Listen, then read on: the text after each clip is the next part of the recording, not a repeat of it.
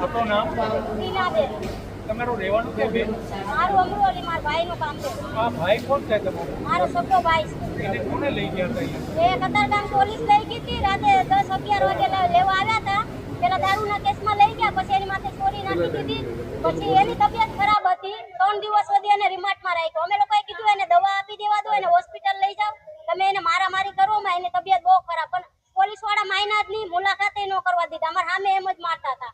પછી આજે કોર્ટમાં હાજર કરવાના હતા ને, તો કોર્ટમાં પણ એ છડતો નતો. કે પેલા મને હોસ્પિટલ લઈ જાઓ, મારી તબિયત બહુ ખરાબ થઈ ગઈ છે. તો બી નો માયના. ત્યાં ઓલા ડબ્બો આવે ને, ડબ્બાની અંદર બધા 4-5 જણે રોડ ઉપર માર્યો. એ તમારે એનો બધું ચેક બોલો આવે ને વિડિયો, એ બી તમને તા પોલીસ સ્ટેશનમાં મળે. હા, એ બી રોડ નું મળી જશે. કેમ કે તા કતારગામ પોલીસ સ્ટેશન ની સામે જેવું કર્યું છે. આ ડબ્બો આવે ને, એમાં અહીંયા કોર્ટમાં હાજર કરવા લાવતા હતા. પછી અહીંયા સિવિલ હોસ્પિટલ કેમ લાવ્યા? હા, એ લોકોને અહીંયા એને છે ને, એટલે અહીંયા એને હાજર થવાનું હતું જજ સામે, એ છૂટવાનું હતું. પણ આ લોકો છૂટવા નતા દેતા. હા, અહીંયા ઉપર જવા નતા દેતા, નીચે પકડીને જ રાખ્યો. એમ કે ટેમ પૂરો થઈ જાય. પોલીસ વાળાના નામ ખબર છે? નામ ના નથી ખબર, પણ એ બધાને અમે ઓળખે છે.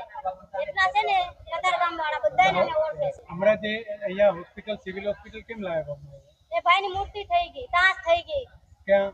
હા, કોર્ટમાં. હા, કોર્ટમાં. કોર્ટમાં જ થઈ ગઈ. હા, હવે તમે શું ઈચ્છો છો બેન?